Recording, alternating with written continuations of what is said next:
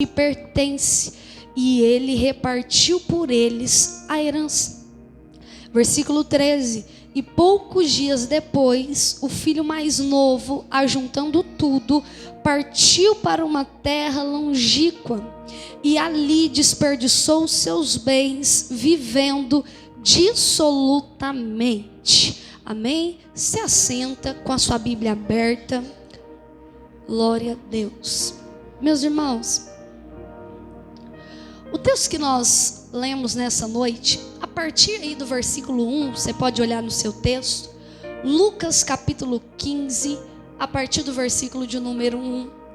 O texto diz que se achegava diante de Jesus alguns publicanos e alguns pecadores para ouvir Jesus. Se puder colocar para mim o versículo de número 1. E eles tinham o desejo de escutar Jesus. E o texto diz, a partir do versículo de número 2, que murmuravam os fariseus e os escribas, ou seja, eles questionavam entre si, que Jesus recebia os pecadores e comia com eles. Ou seja, diante daquilo que eles achavam correto, diante daquilo que eles achavam santo, era errado Jesus, se ele realmente fosse Deus, sentar na mesa com aquelas pessoas. Era errado se realmente Jesus fosse o que ele dissesse que era. Ele saberia que ele estava lidando com gente rejeitada pela sociedade. Só que Jesus, conhecendo o pensamento, sabendo de tudo que acontece ao redor dele, ele vai propor 3 parábolas. Diga comigo, 3 parábolas. A primeira parábola que Jesus vai falar é da ovelha perdida. A segunda parábola que Jesus vai contar é da dracma perdida. E a terceira parábola que Jesus vai contar é sobre o filho pródigo. A partir do versículo de número 4, você está com sua Bíblia aí? Jesus começa a contar a respeito da ovelha perdida. E ele diz o seguinte: olha, um homem tendo 100 ovelhas, se ele perde uma, ele não deixa as 99 e vai em busca daquela ovelha que se perdeu. O que Jesus está demonstrando para nós, ou seja, alguém que tem 100 ovelhas se preocuparia com uma? Talvez não, porque ainda lhe restou 99. Mas quando Jesus expressa que esse homem deixaria 99 para buscar uma ovelha, ele está demonstrando para aquele povo o valor de uma alma individualmente. E você precisa compreender isso, que há um valor em você. Não é sobre um valor que você é incrível, não. Mas é um valor que Deus depositou sobre você. Mesmo quando você não pode ser alguém incrível ou maravilhoso, o amor de Deus consegue vencer essa barreira e valorizar você, mesmo quando você não se sente valorizado. Aí o versículo de número 9, ele vai começar a citar a respeito da dracma perdida. O que é dracma? É uma moeda. Aí o texto diz que uma mulher, ou seja, de 100 cai para 10. Uma mulher tinha 10 moedas. E ela perde uma dessas moedas. E ao perder uma dessas moedas, o texto diz que ela acende a candeia, ela varre a casa e ela procura diligentemente, ou seja, desesperada, com atenção, com cuidado, porque ela quer encontrar aquela moeda que se perdeu. Novamente Jesus está dizendo sobre valor. Talvez se você fizesse um caminho distante, vamos lá, daqui do Luiza lá no aeroporto, se tivesse 100 reais, você perdesse R$1, você ia voltar tudo, irmão, para caçar aquele R$1? Muitos de nós não. Perdeu R$1, ainda tem 99, estamos no lucro. Mas não, Jesus novamente enfatiza. Ela tinha 10, perde 1, mas ainda assim ela se esforça de forma que ela acende a candeia, ela varre a casa e ela procura diligentemente até encontrar. Mas Jesus não fala só sobre esforço. No versículo de número 9, se você puder colocar aí, o texto diz o seguinte: e achando a moeda, para você entender, convoca as amigas e vizinhas dizendo: alegrai-vos comigo, porque já achei a dracma perdida. Ou seja, Jesus está mostrando, ao contar essa parábola, que não se trata só de valor também, mas ele está dizendo que o fato de encontrar traz àquela mulher uma alegria, a ponto que ela convoque as suas amigas e as suas vizinhas para festejar, porque ela encontrou aquela dracma que se perdeu. Aí o versículo 10, ele diz o seguinte: assim vos digo que há alegria diante dos anjos de Deus por um pecador que se arrepende. Ou seja, o céu também declara uma alegria quando um pecador se arrepende. Talvez a gente escute muito o seguinte, que há alegria dos anjos quando o pecador se arrepende. Mas o texto diz que há alegria dos anjos, há alegria diante dos anjos de Deus. E diante dos anjos de Deus está quem? Deus. Ou seja, quem sente a alegria por um pecador que se arrepende? Deus. E entenda uma coisa, a Bíblia não diz que simplesmente que o céu se alegra quando um morto é ressuscitado. Talvez o céu não se alegre quando um coxo, ele volta ali, ele é curado. A Bíblia não diz que o céu se alegra quando um cego volta a enxergar. A Bíblia não diz que há alegria diante dos anjos de Deus quando um mudo começa a falar. Mas o texto diz que enquanto um pecador se arrepende, há alegria diante dos anjos de Deus. O arrependimento na terra tem poder de gerar alegria no céu, e não só nos anjos, mas no próprio Deus. Versículo de número 11, o texto começa falando a respeito do filho pródigo. Se você está entendendo essa palavra, diga amém. Amém. Glória a Deus. O texto diz, de 100 cai para 10, agora 2. Um homem tinha 2 filhos. E o texto diz o seguinte, que o filho mais moço vai chegar diante dele dizendo: pai, dá para mim a parte da herança que me pertence. Todo mundo sabe que na maioria das vezes, mas existem as suas exceções, o filho tem direito à herança que é do pai. Aquilo que aquele jovem, aquilo que aquele filho, está pedindo, não é errado. A herança é direito dele? Sim, mas não naquele momento. E esse é o ponto principal que nós precisamos compreender nessa noite. Sabe qual é o nosso maior erro? Colocar a mão na coisa certa, mas no tempo errado. O pai daquele filho estava vivo. A herança era dele? Era direito dele? Era, mas não naquele momento. E quantos de nós entramos em processos, entramos em desertos, entramos em vales, entramos em dificuldades por colocar a mão em coisas que até é nossa por direito, mas no tempo errado. A pastora Vânia ministrou aqui na quinta-feira e eu quero utilizar do exemplo que ela disse a respeito de um pai e de uma criança. Se eu, Priscila, compro um carro para Maria Clara e digo: Maria, esse carro é seu.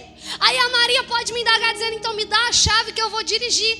Aí eu vou dizer para Maria: Maria, você tem 5 anos, o carro é seu, mas não para colocar a mão agora. O carro é seu, não para desfrutar agora. O carro é seu, mas não para utilizar agora, porque colocando a mão sobre aquele carro, ela geraria problemas para si. Eu te levo outro exemplo para você entender. Irmão, tem coisas que nascem com a gente. Talvez você tenha uma chamada pastoral e isso nasceu em você. Só que se alguém te unge, se alguém te valida antes do tempo, mata você e mata todo mundo que vir atrás de você, mesmo que você tenha uma chamada. E é exatamente isso que nós entendemos dentro desse texto, quando aquele filho quer uma herança, mas fora do tempo. Deus está dizendo para nós: tem coisas que são suas, tem coisas que eu te prometi, tem coisa que eu falei que é teu, mas Deus está dizendo: existe um tempo certo para colocar a mão em cada coisa que Deus desejou te dar. Priscila, como saber se é meu? Como saber a hora de colocar a mão? Abre para mim Lucas capítulo 12, você vai voltar algumas folhas da tua Bíblia. Versículo de número 54. Lucas capítulo 12, versículo de número 54. Aleluias. O texto vai dizer assim, a partir do 54. E ele dizia também à multidão: Quando vedes a nuvem que vem do ocidente, logo dizeis: lá vem a chuva, e assim sucede. E quando assopra o vento do sul, dizeis: haverá calma, e assim sucede. Versículo 56. Hipócritas, sabeis discernir a face do céu e da terra, como não sabeis então discernir este tempo? E é exatamente aqui o ponto. Priscila, se a bênção é minha, como saber que é a hora certa de eu colocar a mão sobre ela, para que eu não haja de forma equivocada? Discernindo o tempo. Discernindo o tempo que você está vivendo. Tem coisa que é para você, mas você sabe que não é para agora. Tem coisa que é para tua casa, mas você sabe que não é para agora. E a verdade, para nós não colocarmos as mãos nas bênçãos de Deus na hora errada, é aprendendo a discernir os tempos. E Priscila, como é que eu discerno o tempo? Tendo relacionamento com o dono dele. Quanto mais você relaciona-se com Deus, mais sensível à voz de Deus você fica. Quanto mais contato você tem com Deus, mais sensibilidade há nos teus ouvidos. Você sabe que não é hora de pisar, você sabe que não é hora de colocar a mão, você sabe que até é teu, mas não é para esse tempo. E o que Deus está dizendo para nós nessa noite: discirna os tempos que você está vivendo. Tem tempo que é momento de Deus nos usar, mas tem tempo que Deus nos coloca sentado numa cadeira para nos tratar. Tem tempo que é hora de abraçar tudo, mas tem tempo que é hora de soltar tudo. Tem tempo, a Bíblia diz isso, há tempo para todas as coisas. Ou seja, tem tempo que é de ajuntar pedras, tem tempo que é de espalhar pedra, tem tempo que é de abraçar, e existe tempo que é deixar-se de abraçar. Há tempo que você vai chorar, mas a nossa alegria é saber que também há um tempo de sorrir. E Deus está dizendo: não seja precipitado, não seja equivocado a respeito daquilo que Deus tem para você. Discirna os tempos. Não tenha pressa, irmão, tenha propósito. Sabe por que você não pode ter pressa e ter propósito? Porque você está com tanta pressa que você já nem sabe mais para que você quer isso. É tanta pressa para Deus fazer através de você que você já nem sabe por que você quer que Deus faça. É tanta pressa para ser um pregador ou uma pregadora que você já perdeu o propósito da pregação. É tanta pressa para Deus resolver esse casamento que você já nem sabe mais para que serve um casamento. É tanta pressa para querer gerar um filho que você já nem sabe mais qual é o propósito de Deus gerar um filho no seu ventre. Ou seja, a gente está tão desesperado para que Deus faça, e nesse desespero a gente não está discernindo os tempos e não está compreendendo o propósito. Sabe um dos maiores erros que esse filho comete? Ele desejou o que o pai tinha para ele, mas sem a presença do pai dele. E quantos de nós gostamos da bênção, mas não queremos o abençoador? Quantos de nós gostamos daquilo que o pai pode fazer, mas não queremos ficar perto dele? E é exatamente isso. O menino está dizendo: dá o que é meu, dá a minha herança. Mas ele não quer estar na companhia do pai, mas deseja ter uma parte daquilo que o pai tem para ele. E posso te dizer uma coisa, irmãos: muitas pessoas picaram cartão dentro da igreja diversas vezes até alcançar aquilo que queria. E depois que conseguiram a bênção, acharam que não precisavam mais do abençoador. Mas eu posso te dizer, maior do que a bênção que ele tem para te dar é o relacionamento que ele quer ter com você. Talvez um carro é muito pouco diante do que ele quer fazer com você. Talvez um casamento é muito pouco diante do que ele quer fazer com você. Talvez uma mudança na tua casa é muito pequena diante de tudo o que ele deseja fazer com você. Então não queira só a bênção, mas busque pelo abençoador. Não queira só ter o que o pai tem para te dar, mas deseja a companhia do teu pai. Olhando para esse texto, eu entendo uma coisa: não era uma casa qualquer, mas era uma casa que tinha estrutura, porque tem um pai, tem um irmão, tem um outro. Você vai perceber ao final do texto que eram pessoas que tinham um poder aquisitivo. Ou seja, tinha mesa, tinha fartura, tinha pão. não tinha problema, talvez financeiro, mas mesmo sendo uma casa com muita estrutura, aquele menino estava insatisfeito. Tendo tudo dentro da casa, ele estava descontente. Olhe para cá, entenda isso. A falta de contentamento vai gerar em você uma insatisfação, e a sua insatisfação vai fazer você tomar decisão precipitada. Ele tinha tudo, mas estava insatisfeito. Ele tinha tudo, mas não estava contente. E baseado na tua insatisfação, ele toma uma decisão precipitada. Posso te dizer uma coisa, irmão? Saiba dar valor ao que o Pai te proporciona. Sabe qual é o problema do ser humano? Ele só sabe valorizar o que tinha quando perdeu. Porque quando tem, ele acha que ele está seguro. Quantos homens aprenderam a valorizar a esposa depois que ela foi embora? Quantos filhos aprenderam a valorizar os pais depois que perdeu? Entendeu o valor que tinha. E o problema nosso é não estar contente com o tempo e ter que perder para entender. Quantos de nós ficamos desesperados na pandemia, dizendo: ai, que saudade que eu estou de ir na igreja, pastor. Eu não sei quantas frases eu ouvi assim. Que saudade de ouvir a banda toda cantar. E a igreja voltou. E você aparece no domingo e vai vendo. É porque a gente só sabe valorizar quando a gente perde. A gente valorizou o culto quando a porta da igreja se fechou. A gente valorizou essa comunhão quando não tínhamos mais. E sabe o que o Pai está dizendo? Cuidado com a tua insatisfação. Valorize esse tempo, valorize esse momento. Sabe o que Deus está dizendo? Saiba dar valor ao culto, porque você vai entender o valor dele o dia que você não tiver mais. Eu não sei, irmão, se você já se desviou ou conhece alguém que está afastado dos caminhos do Senhor. A frase de alguém que está afastado é o seguinte: pastor, eu queria tanto ir no culto, mas eu não consigo. É como se chega a hora e um desânimo vem, um negócio me amarra e eu não saio da minha casa.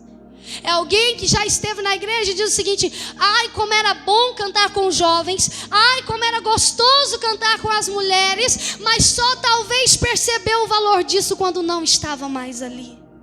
E sabe o que Deus está dizendo? Valorize esse momento que você está vivendo, porque você não sabe até quando você vai viver isso. Valorize essas portas abertas, porque nós não sabemos até quando elas estarão abertas. Posso te dizer mais: valorize essa esposa, valorize o teu marido, valorize o teu filho, valorize a tua mãe. Aprenda a dar valor naquilo que você tem, enquanto você tem, porque na hora de perder não é o suficiente para você lembrar o quanto aquilo valia. Não adianta esfriar para a gente entender o quanto amava aquele homem. Não adianta esperar esfriar para você entender o quanto você amava aquela mulher. Faça enquanto você pode. A oportunidade é hoje. Diga isso: a oportunidade é hoje. É o que o Espírito Santo está dizendo para você: dê valor. O texto diz que aquele filho, ele prepara tudo, recebe a herança. E o versículo de número 13, glória a Deus, está dizendo assim, ó: e poucos dias depois o filho mais novo, ajuntando tudo, partiu para uma terra longínqua, e ali desperdiçou seus bens, vivendo dissolutamente. Ou seja, essa terra longínqua era uma terra distante. Diga comigo: terra distante. Percebe o que aquele filho faz? Ele pega a herança do pai e ele vai para o lugar distante, ou seja, o mais longe possível que ele pudesse estar da casa do pai. Ele caminha o mais longe possível que ele pudesse estar daquele lugar em que ele estava. Há uma frase do Billy Graham que diz o seguinte: toda vez que um homem pensa em navegar para longe de Deus, o diabo sempre vai ter um barco pronto para ele.